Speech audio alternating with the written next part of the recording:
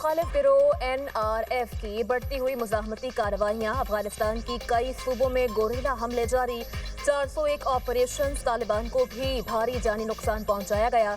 NRF का दावा, कहा बड़े पैमाने पर तालिबान जंगजुओं को हलाक किया, तालिबान की साख कमजोर हुई है। पंजशेर, काबुल समेत मुख्तलिफ इलाकों में तालिबान ठिकानों पर हमले तेज किए हैं।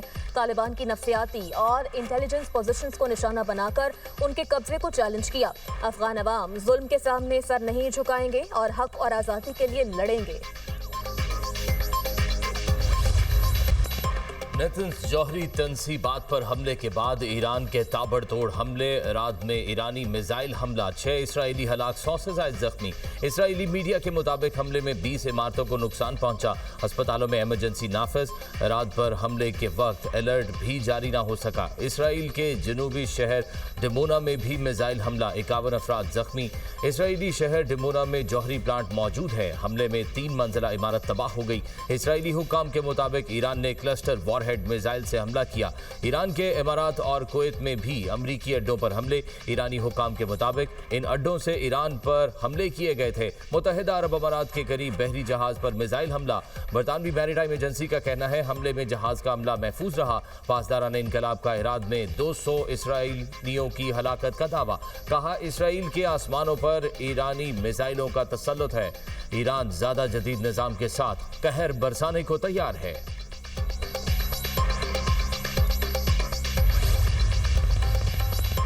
ईरानी हमलों का खौफ, इसराइल ने पूरे मुल्क में तालीमी इदारों को छुट्टी दे दी। इसराइली वज़ीर-ए-आज़म नेतन्याहू ईरान के जवाबी हमलों से परेशान, कहते हैं इसराइल के लिए ये दिन इंतहाई मुश्किल है। ईरान पर हमले जारी रखेंगे, ये हमारे मुस्तकबिल की जंग है।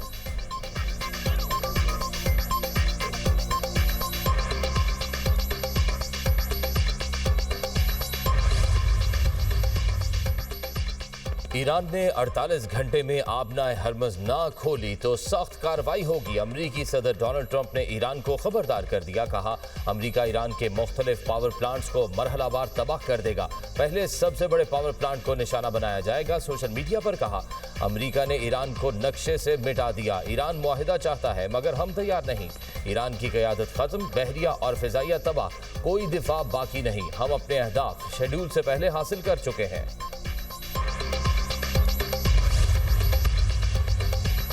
ईरान ने अमरीकी सदर को भी खबरदार कर दिया। बिजली के निज़ाम को निशाना बनाने की धमकी पर सख्त रद्द-ए-अमल का इजहार। मशरिक़ वस्ता में अमरीका और इसराइल से मुंसलिक तमाम तवानाई तंसीबात को निशाना बनाने का ऐलान।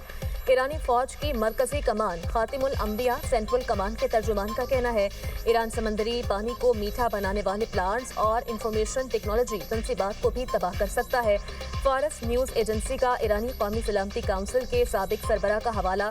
रिपोर्ट के मुताबिक अली लारेजानी ने खबरदार किया था कि अगर ईरान के बिजली के निज़ाम को निशाना बनाया गया तो पूरा खित्ता आधे घंटे में अंधेरे में डूब सकता है।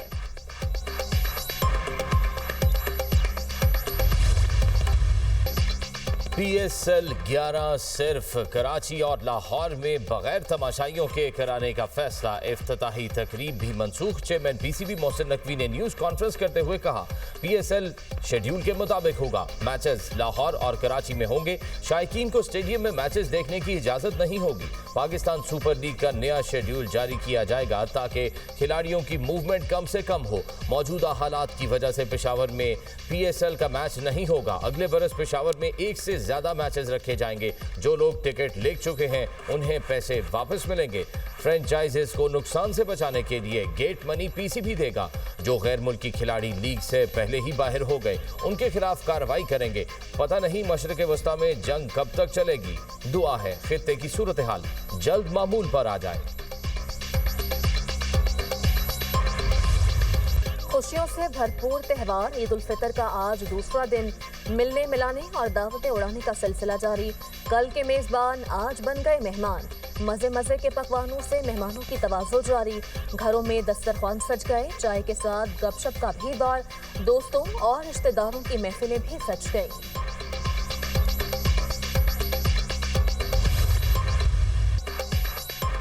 چھوٹی عید کی بڑی خوشیاں اسلام آباد کی لڑکیوں نے سج سنور کر مارغلا کی پہاڑیوں کا رخ کر لیا۔ کہتی ہیں تیار ہو کر فوٹو شوٹ نہ کیا جائے تو عید کا مزہ ادھورا رہ جاتا ہے۔ لاہوریے عید کو بھرپور انداز میں منانے کے لیے تفریحی مقامات پر پہنچ گئے۔ فیصل آباد میں شہریوں نے سیر و تفریح کے لیے پارکوں کا رخ کیا۔ بچے اور بڑے جھولوں کو انجوائے کرنے میں مصروف۔ پشاور میں بھی بچوں نے عید کا خوب لطف اٹھایا۔ کوئٹہ میں بھی بچوں کی موج مستیاں، بچے کھانے پینے کی اشیاء اور جھولوں سے محظوظ ہوتے رہے۔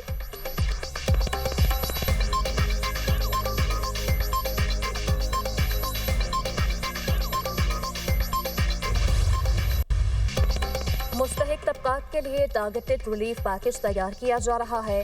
وزیر خزانہ محمد اورنگزیب نے خوشخبری سنا دی۔ کہا ہمارے وسائل لامحدود نہیں ہیں، ہم ٹارگیٹڈ ریلیف کی طرف جائیں گے۔ کوشش کر رہے ہیں عوام پر کم سے کم بوجھ ڈالا جائے۔ کچھ تجاویز ایسی ہیں جو ہمیں بہتر ترقی کی طرف لے جا سکتی ہیں۔ محدود وسائل کے باعث پائیدار اور دیر پا حل پر توجہ ہے۔ ڈیمانڈ مینجمنٹ اور توانائی بچت اقدامات پر غور کیا جا رہا ہے۔ حکومت نے پیٹرولیم مصنوعات پر 69 ارب روپے کا بوجھ برداشت کیا۔ پیٹرول، ڈیزل، LPG کی بلا تعطل فراہمی یقینی بنائی جا رہی ہے۔ اپریل تک سپلائی صورتحال بہتر رہنے کی امید ہے۔ علاقائی کشیدگی اور جنگی حالات سے توانائی انفراسٹرکچر متاثر ہونے کا خدشہ ہے۔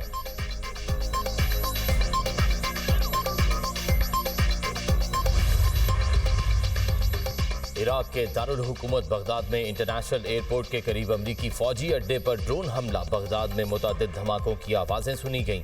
شہر میں خوف و ہراس۔ ایرانی میڈیا کے مطابق بغداد ایئرپورٹ پر قائم امریکی فوجی اڈے کو نشانہ بنایا گیا۔ قطر کا ہیلی کاپٹر سمندر میں گر گیا۔ قطری وزارت دفاع کے مطابق ہیلی کاپٹر تکنیکی خرابی کا شکار ہو کر سمندر میں گرا۔ عملے کی تلاش جاری۔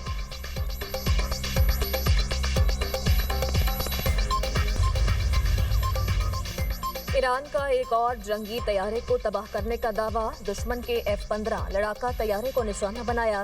ایرانی میڈیا نے F-15 طیارے کو گرانے کی ویڈیو جاری کر دی۔ ایران نے اپنی عسکری طاقت سے متعلق عالمی خدشات مسترد کر دیے۔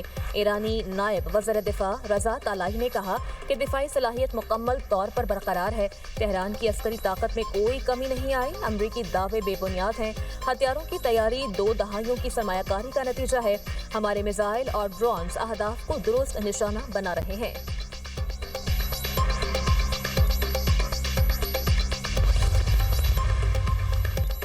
سعودی عرب کا ایرانی سفارتکاروں کو 24 گھنٹے میں ملک چھوڑنے کا حکم۔ فوجی اتاشی سمیت سفارت خانے کے 5 ارکان کو ملک چھوڑنے کا کہا گیا۔ سعودی وزارت خارجہ کا کہنا ہے ملک کی سلامتی اور خود مختاری کے تحفظ کے لیے ہر ممکن اقدام کریں گے۔ تہران کے اقدامات کے سنگین نتائج برآمد ہوں گے۔ ایرانی حملے خطے کے امن و استحکام کے لیے سنگین خطرہ ہیں۔ شہری علاقوں اور اقتصادی مراکز کو نشانہ بنانا عالمی قوانین کی خلاف ورزی ہے۔